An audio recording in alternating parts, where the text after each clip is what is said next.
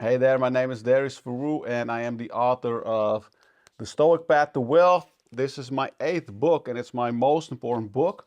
So, I have been an investor since 2007, and during that time, I tried almost every single method that you can think of to become wealthy in the stock market, and not only in the stock market, but just in business and investing in general.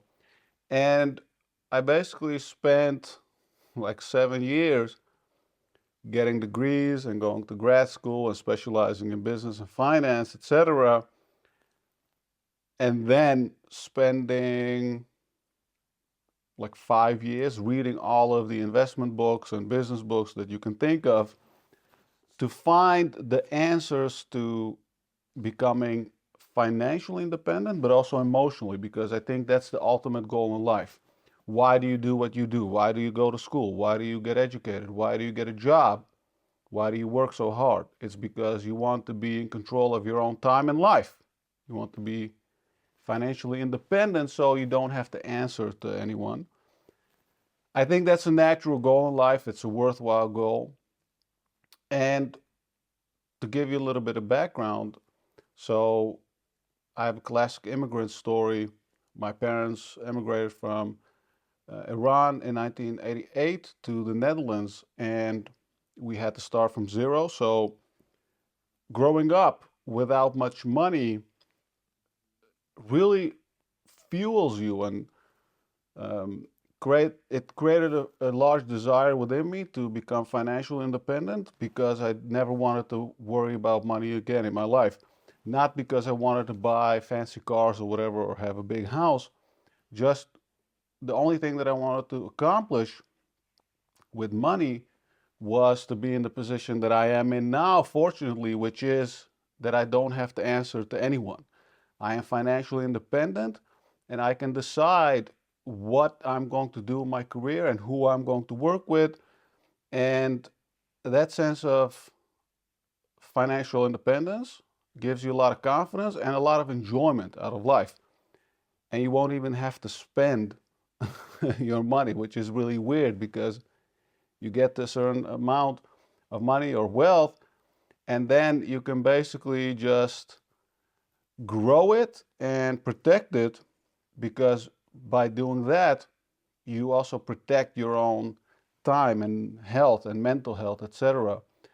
Because I think that's the most important thing, in life. Why do we do what we do, right? So to bring it back to the book, the reason that I wrote this, The Stoic Path to Wealth, is that after all of those years of trying to figure out the answers to becoming wealthy, I figured out it wasn't a rational solution. If you want to become wealthy, a lot of folks think it's like this math formula or something, right? Like the blueprint. And in my experience, that's just not true. Money is a emotional topic, and here's the funny thing, right? A lot of people think that you need to have a lot of money to become wealthy. And of course, that's true, but it's not the only way. You can also become wealthy by having a job or earning a decent living, making sure that you have healthy habits and spending habits, so you can invest that money in the stock market and let it compound over the years.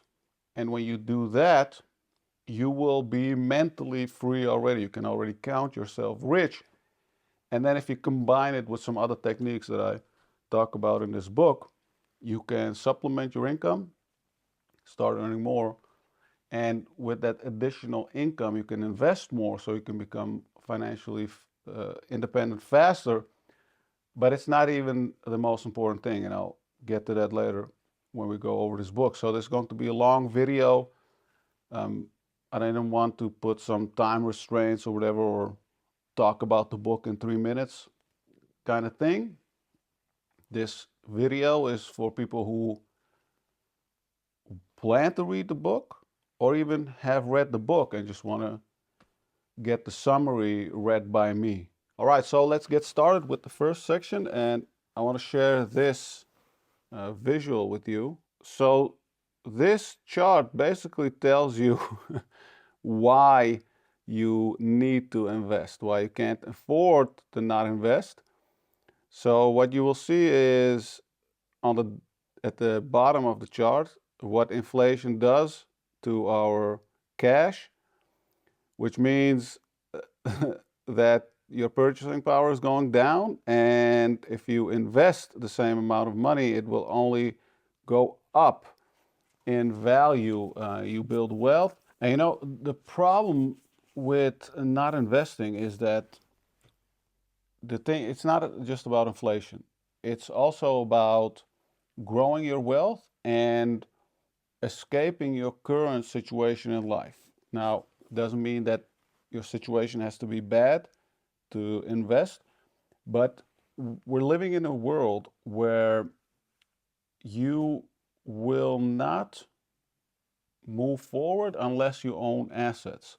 And we've been on this trend for a very long time, and it's kind of where capitalism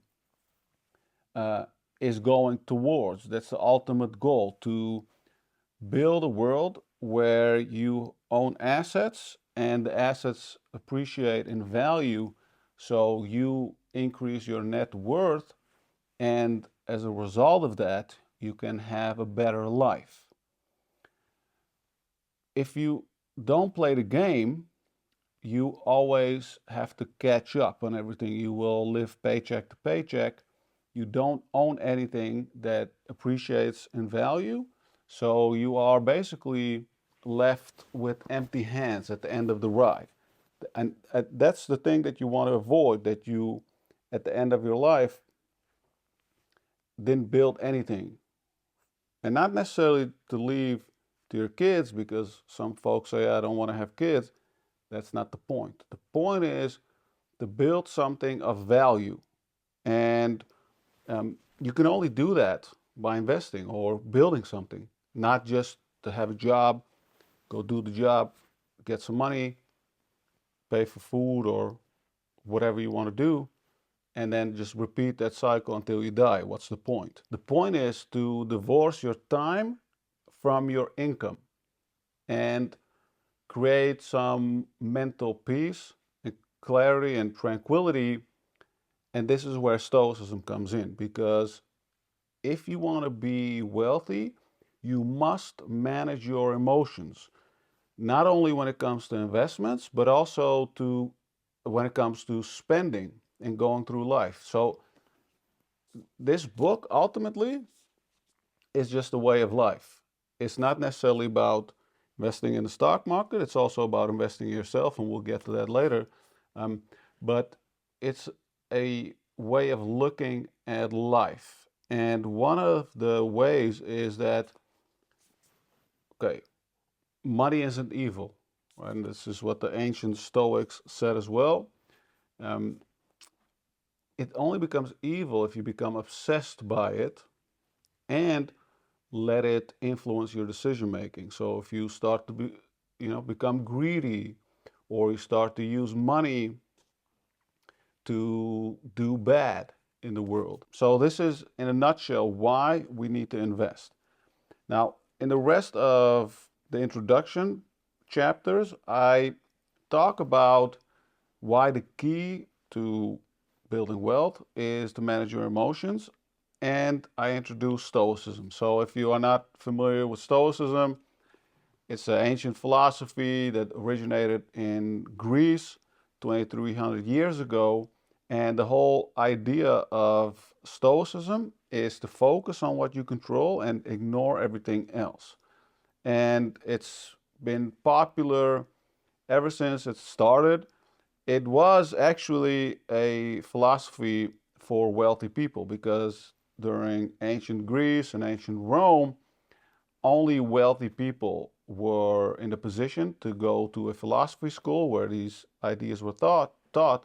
And also, it was a very class-based society. If you were born poor, it was almost impossible to break free from that class.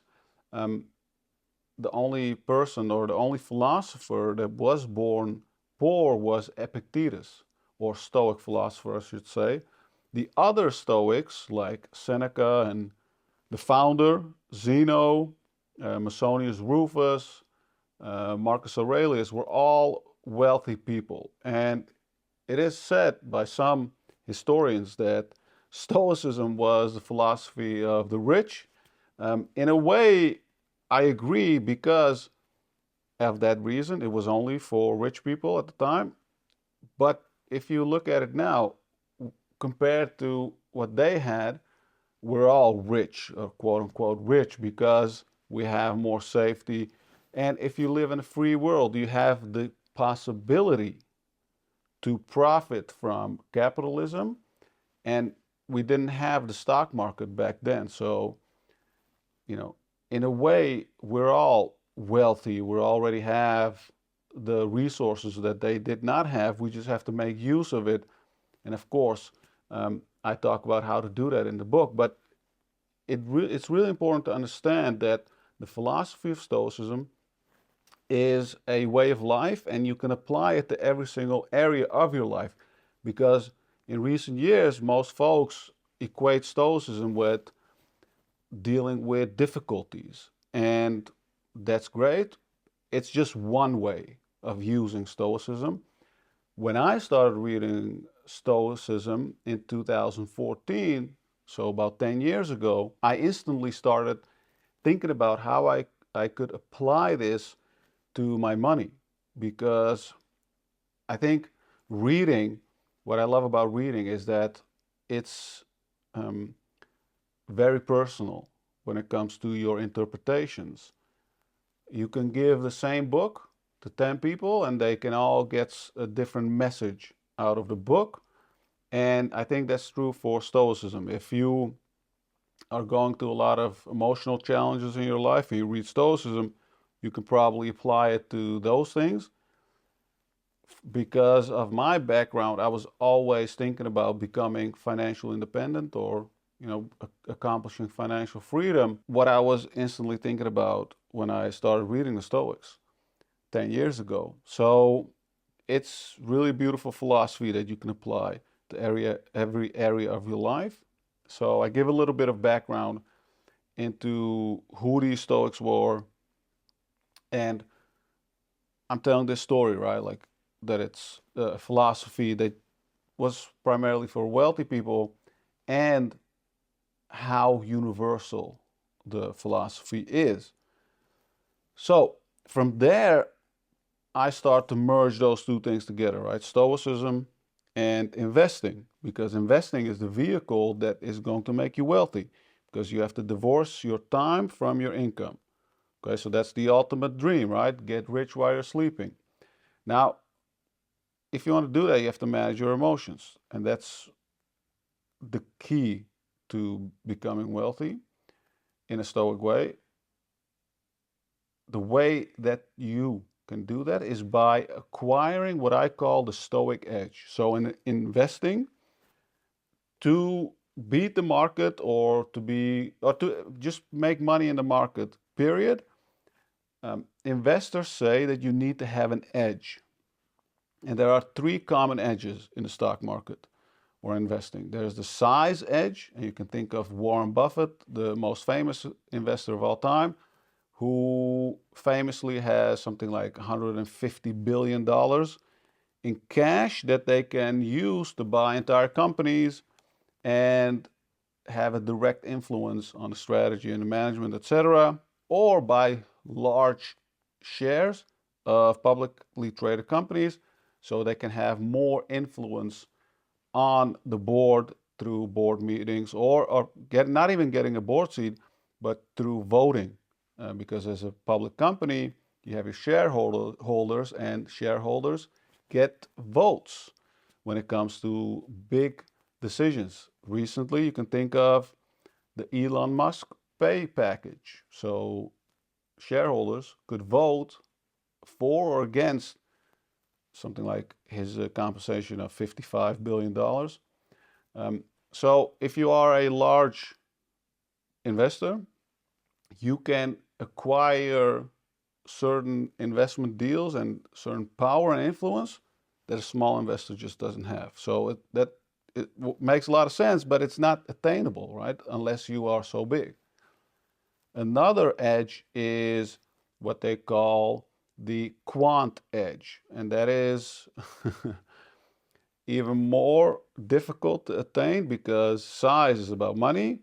The Quant Edge is about intelligence and about hiring PhDs and these NASA scientists, etc., to create models that trade the markets by themselves and make money without human involvement.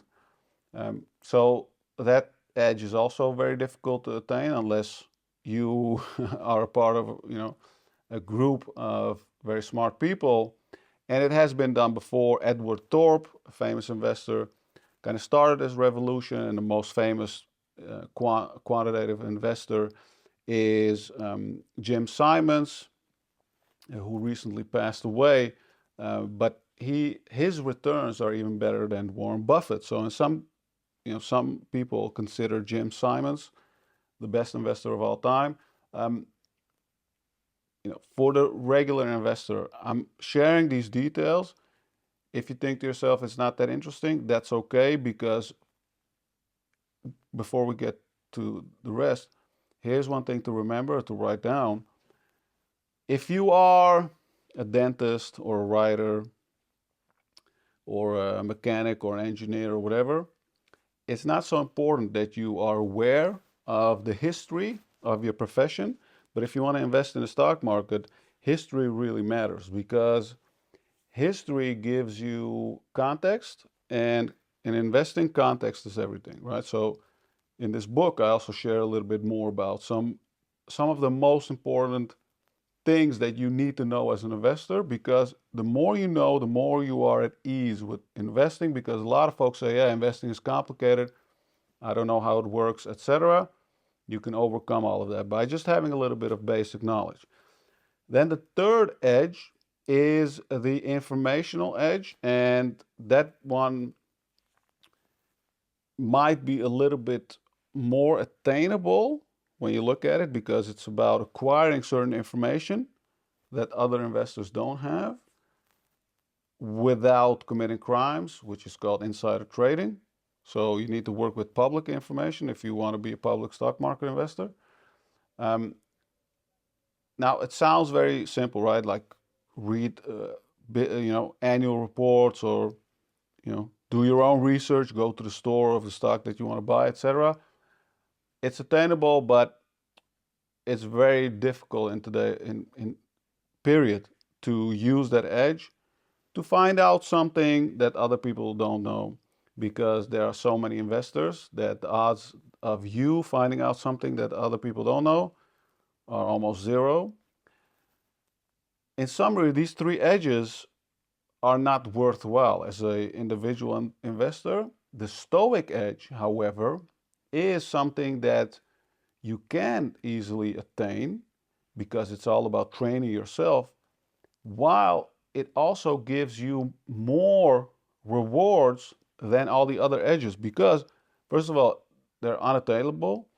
Second of all, even if you do attain them, you might have to basically give up your entire life just to earn a little bit of money in the stock market. So it doesn't make sense. It's not worth it. But the Stoic edge gives you the mental fortitude to invest in the stock market, stick to your strategy, and make sure that you build wealth over a long period of time.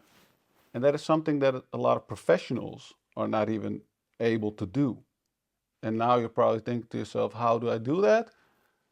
I can give you the strategy up front, which is what I recommend in the book, is to simply buy an S&P 500 index fund, an ETF, because it's low cost and it tracks the S&P 500 index in the US, which consists of the 500 largest companies that are active globally.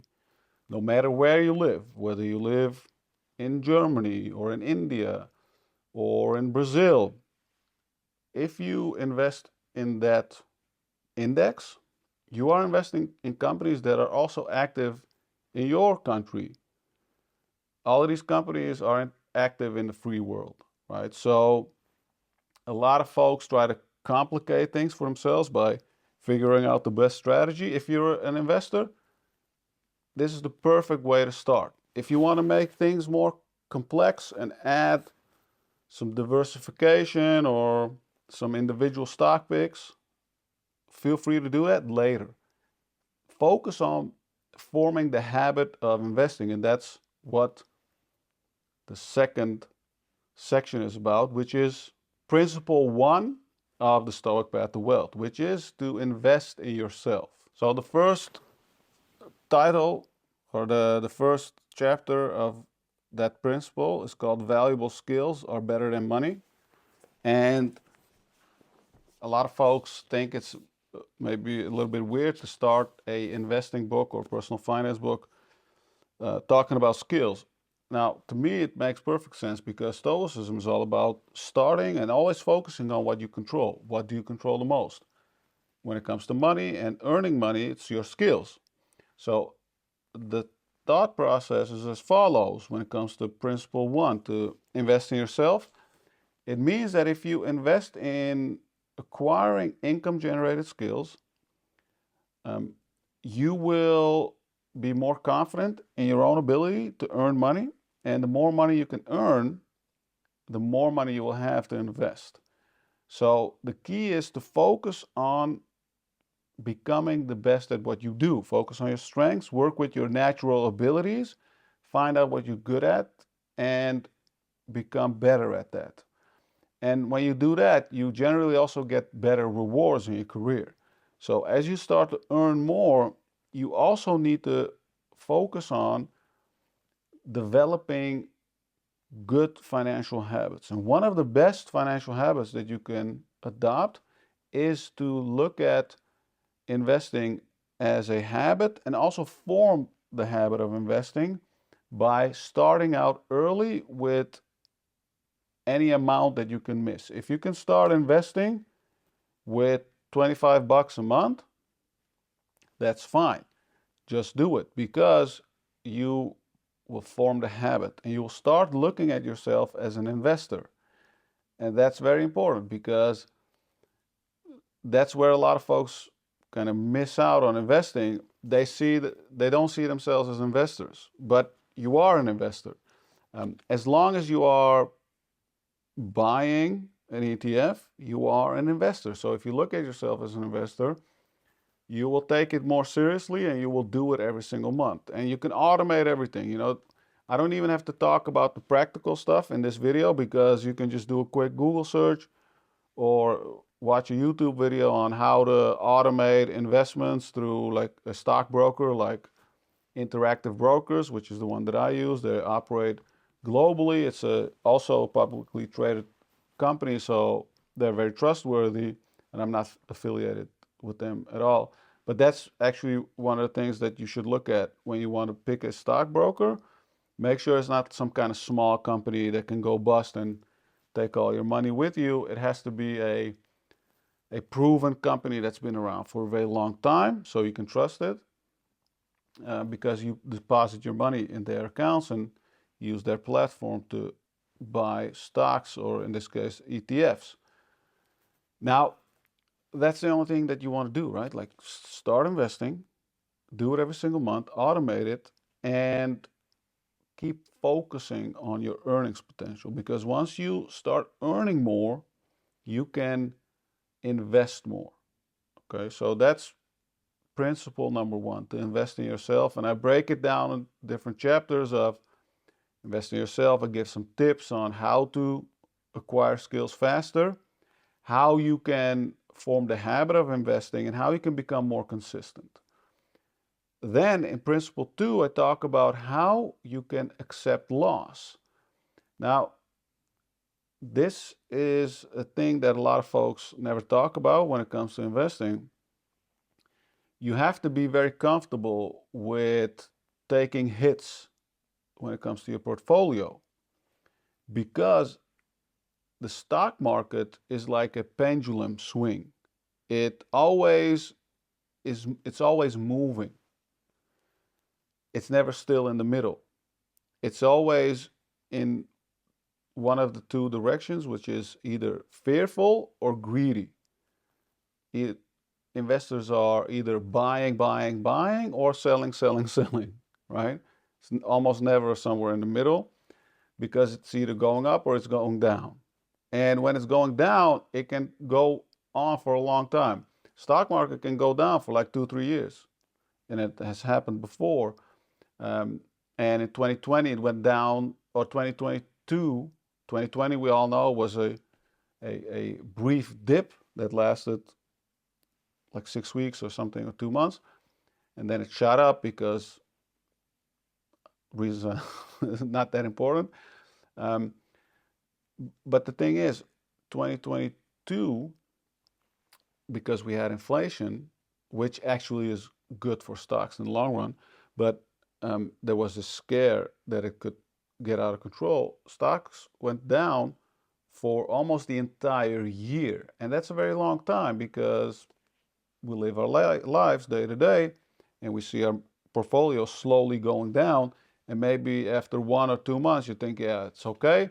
But after 6, 7, or 8 months, you think, okay, I want to sell and make the pain stop. And that's what you should not do. You should stay the course. You can only do that by getting comfortable with short-term losses. How can you do that? Very practically, one of my favorite tips is to only invest with the money that you can miss, right?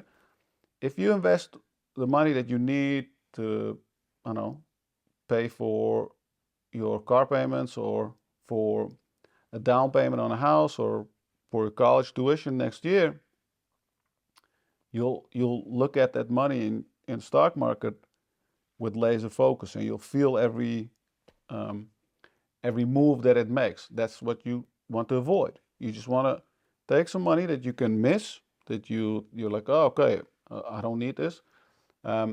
Say goodbye to it for the next 10, 20, or 30 years. It's gone. It's in the market. It's going to work for you. It's going to do the work for you. That's how you should look at it.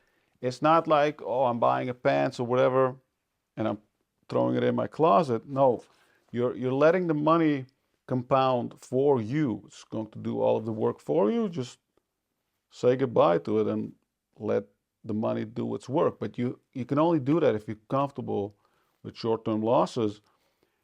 And another thing is that when you invest with smaller amounts of money, relatively speaking, compared to your income, somewhere between 10 to 30% of your income,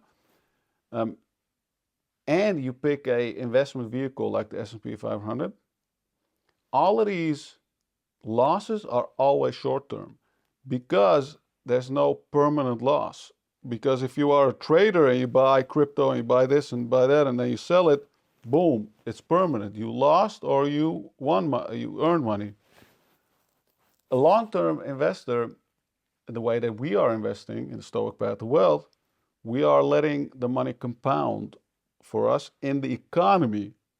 That's what you're actually doing when you put your money in the S&P 500.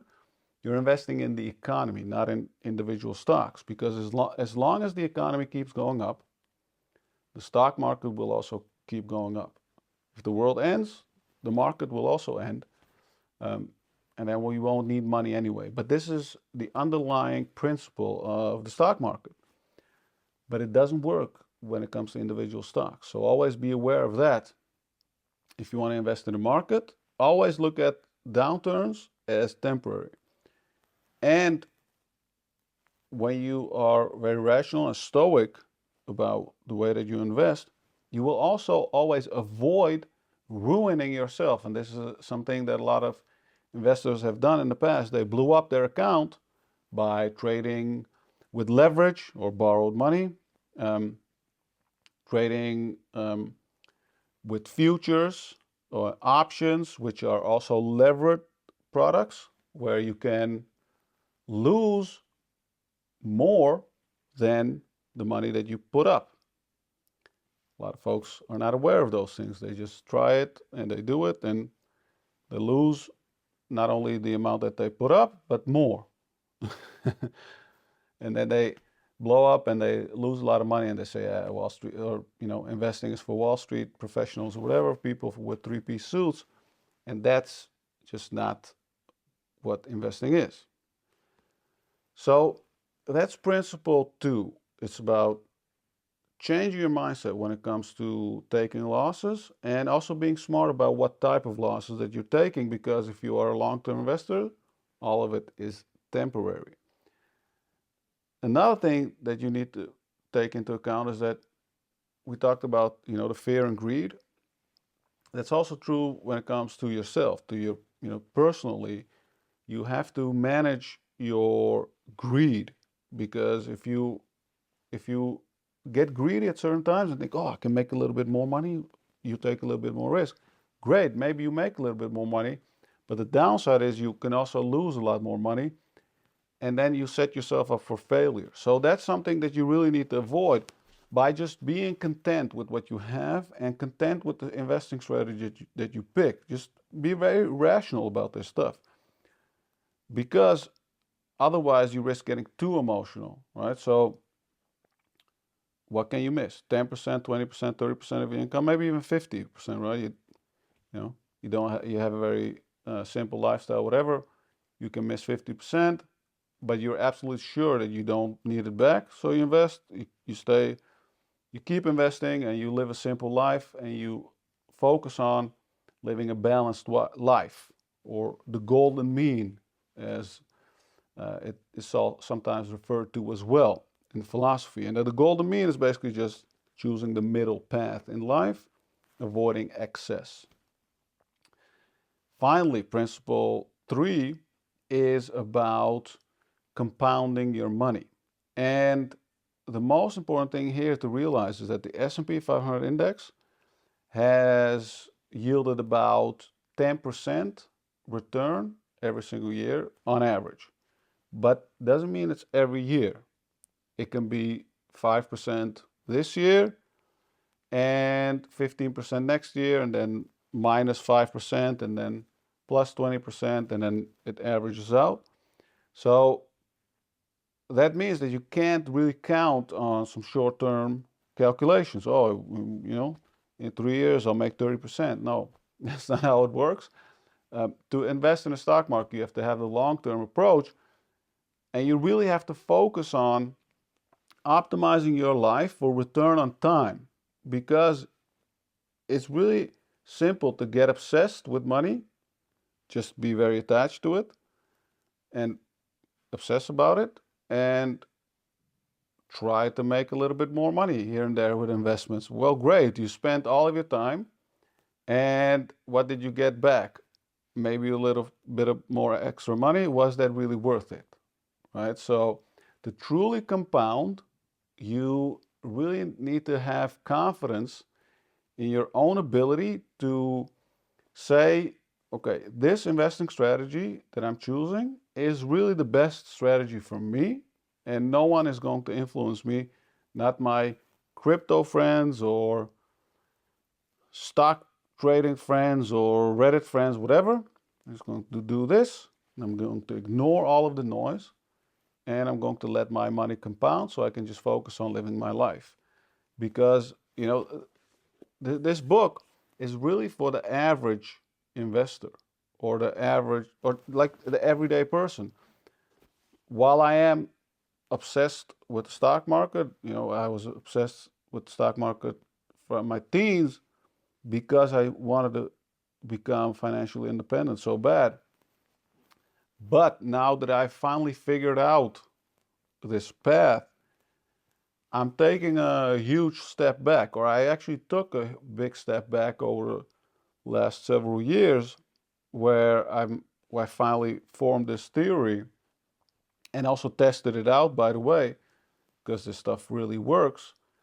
I'm just really focusing more on just enjoying my life and making sure that I get the most out of it, because that wealth aspect is set, it's done. If I make a lot of mistakes and I start upgrading my lifestyle, which I haven't done in years, okay, I'll probably spend a lot of money, and then I'll have to rethink things. But if I just stick to the path and I keep living below my means and I keep investing, and I keep investing in my own skills and make sure that I provide value in the economy, etc., there's nothing to worry about.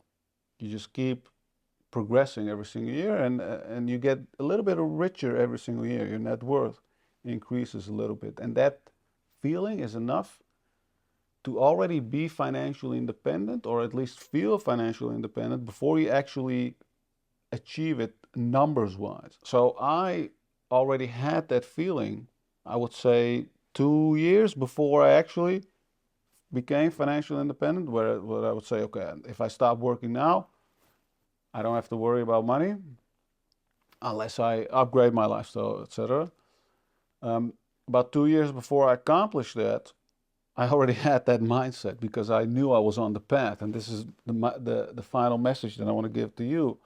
And I'm not even getting into the Stoic investing techniques that are in this book because they're, yeah, too practical, or I wouldn't say too practical, but I just recommend reading those, or I'll record another video about that.